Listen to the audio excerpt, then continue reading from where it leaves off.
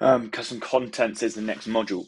So this is a very important module for scale. Another example of the importance of having the right systems in place to be able to break through to 10 creators without having sort of things breaking, things prohibiting you from making more money.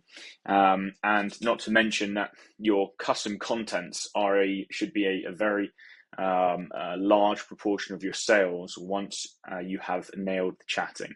Once you've broken down chatting, so long as the strategy is not sort of content creation, aggressive sell on day one, in general, you should be trying to create relationships over a long period of time, keep subs coming back for more.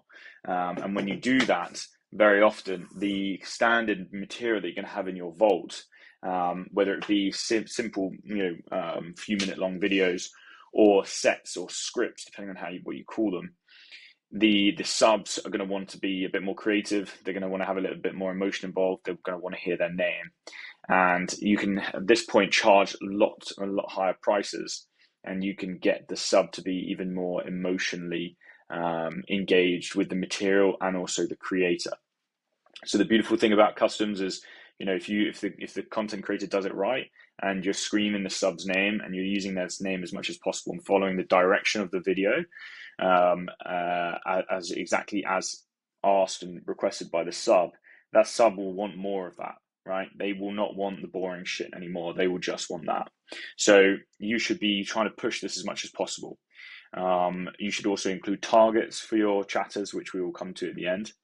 And if you think about the message and tip ratio, if you are really absolutely at the pinnacle, right at the top of your game, the tip income should represent almost, it could be 40 to 50% of your total message and tip income. And think about it this way: a sub comes through, starts to message you. 99% of the time, you're selling sets and scripts and pieces of content in the vault. If you can have a tip to message ratio, and that's going to be message, right? PPV. If you have a tip to message ratio of 50-50, what it means is that your chatters are significantly embedded into the relationships on a long-term basis, and they're doing their job. If you see somebody post, here is my results, and they're doing really well, $1,000 of subs, and then it's $10,000 of message income, but no tip income, they're actually leaving money on the table, because it means that they're doing a good job with PPV, a good job with the new subs, a really good job, 1 to 10, but actually could probably be 1 to 15 if they maintain the relationships over time and basically convince them to do very special content at higher prices. And that's when your tips will come in and your custom contents will come in. So that's sort of barometer that we use to identify if chatters are doing well, to see how much custom content they're selling once they're settled in for a month or two. So again, going back to the crux of this, the custom content should be effortless. If you have got a creator, let's say that you've got 10 creators, you should be having a piece of custom content every 3 to 4 days, right? It could be much more than that. And for some of our creators, it's much more than that. But let's say one to 3 days, let's say. So if you've got 10 creators, that can be 10, 20, 30 pieces of content a week. And so you need to be able to have a sort of system to be able to track that. And you don't want to have to think about it. Oh, was this done? How was this done? Well, where is this? So what we resort to, again, as you've seen in the rest of the course, Airtable for basic management of this. We create a form, which we've already spoken about briefly on the creator dashboard. So the custom content request, this tab here, we have the different forms for the different creators. We've got a grid view of all of our data that comes in here from the forms. And then we have another view here which filters it by pending. So if we look at our custom forms, we create a form here, press form, then you add in the fields that you want. And we say the responsible chatter is, and we don't auto select it, or we don't auto view it. We show all of the chatters, because for this, it's very difficult. You don't want to create one custom form for each chatter and each creator. You just want one custom form per creator. So I'm limiting the view on the creator to just look up creator 1. And I think if you go here, you'll see creator 1, custom content, do not delete. This view filters on 1, and then that view will be selectable here. And so then if I go to add, you'll just see creator 1. When this form's completed, the chatter needs to add the sub username, the sub name, what type of custom it is, and it's a custom video. The reason for that is because we have a separate form for video call. We'll go through that. Length of video call, video or call. So this should actually, yeah, this will be a dependent field in the next form, but length of video, outfit, location, content description, screenshots of chat, link to chat, and then the custom price. So this is all real basic stuff, right? What's going to go on in the actual piece of content. And then link to chat. So if the creator needs to, they can just quickly jump to the link and see what's going on and read it for themselves. Because sometimes your chatters may not do a good job at explaining what needs to be done. They may actually cut corners because they're in a rush, or it's the end of their shift. Everyone's human. This will happen. The custom price is super important. This doesn't go to the creator. This goes to our data for in our dashboards to see what chatters are selling content and if they're hitting their targets. So again, very useful piece of information. They just drop that in there, and then once our analytics is set up, it's done. It's done forever. So this is a form which you will see in the creator dashboard here. So if we go down to custom forms and I click that, I don't know if it's the exact same one. Yeah, it looks like it is. Creator name, creator one. Responsible chatter, chatter one. Subname, John. Content type, video. 5 minutes. Outfit, bikini. Location, bathroom. Content, dancing. Yeah, it's probably the worst link there. Worst content requested ever. $500. Press submit. Thanks for submitting this. Close that. So that form, or that submission, will then go here. So bikini, bathroom, dancing, the user, and all of that information, that good stuff there. $500. So that should be now labeled as pending there, and so it will also show in our pending custom field here, which is good. So this actually just needs to be changed. Days since requested should be -1. Oh, get rid of the -1. Confirm change. There we go, 0. Okay, cool. And then maybe we can just change this. This column is saying you need to explore all the columns, obviously, guys. And you need to be able to say, understand. So it's saying if this column here is pending, then do the difference between the date of requested date here, which is the created date, and today, and then show the difference in days. And if it isn't pending, then put completed. You could add another formula in to say if it's just created today, then put 0, but it doesn't really matter. If it doesn't show anything there, then it's 0. So notes are there as well. Okay, great. So this is good information. This is a source of truth. So when someone says, "Oh, I submitted the form, why hasn't she got it?" You go here, and then you can say, "Well, this was for creator 1, and it was done by chatter 1, and it was done on this date." Right? That's one of the most important things about scaling. So make sure that you understand what's actually been done and been said, because you won't be able to track your chatters. You won't be able to understand what they're doing, when they're doing it, and if they're doing it right. You're going to have quality controllers who are going to come in and check, and you should be checking as well, depending on how big you are. You'll be that QC, as I mentioned before. But big picture, you need to make sure that systems are in place so that they can follow them. They have confidence that they know what they're doing, and you have confidence that they know what they're doing.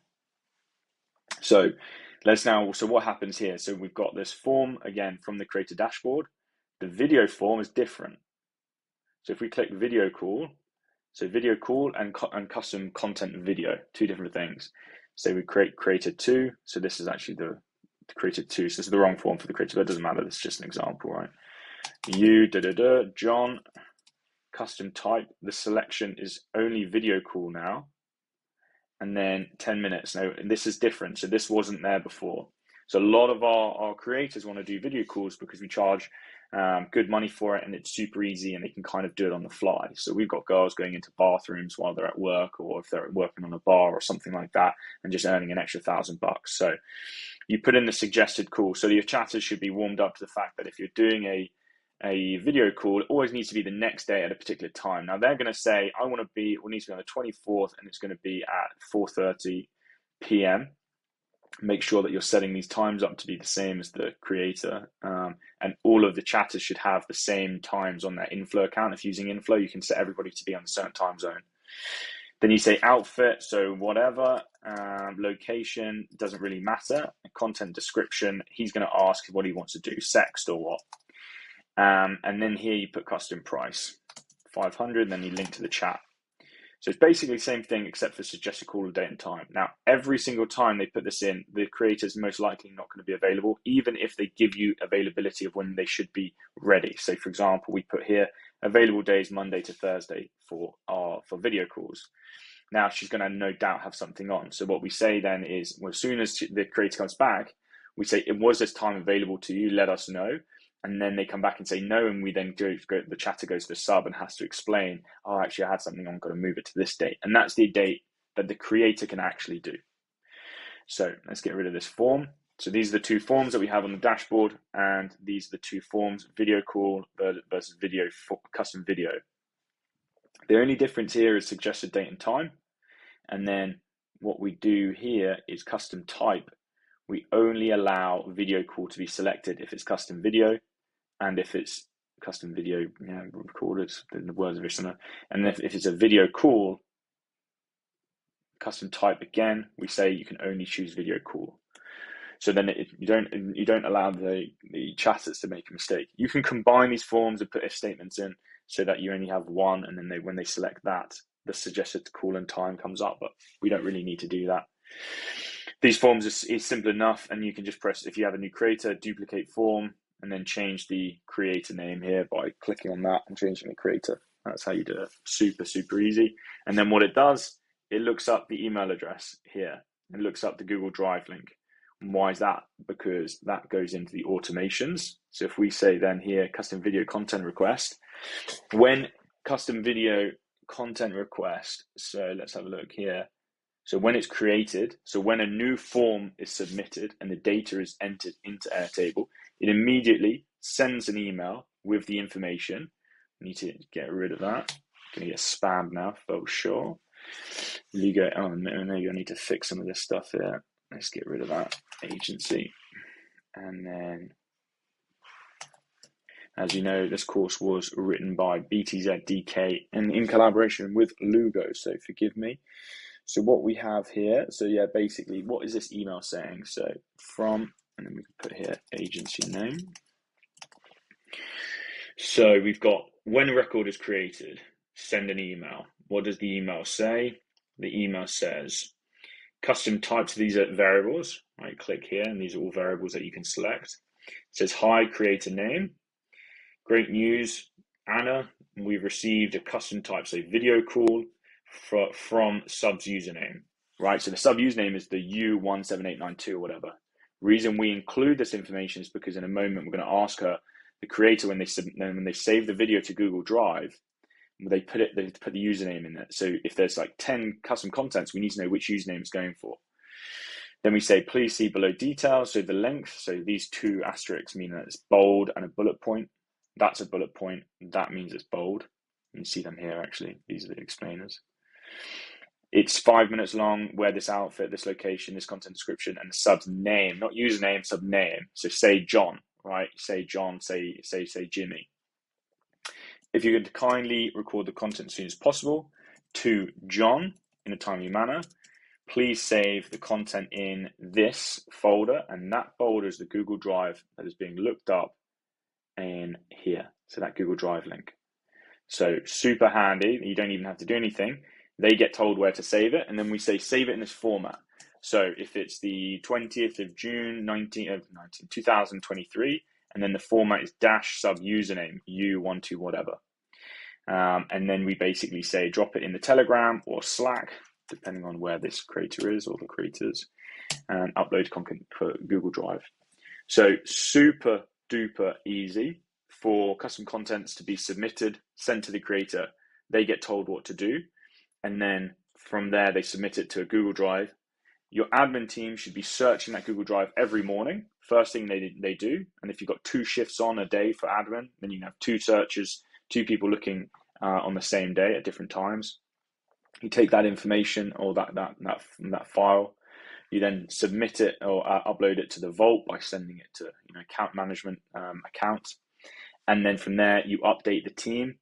And what we do is we go to the creator dashboard, and we will then say here, content dropped, custom content you uploaded. And then whoever goes on the 24th, if that's the day, they can then have a look. So super, super easy. Then we have the same for video call, and then pending customs. So pending customs, we then chase.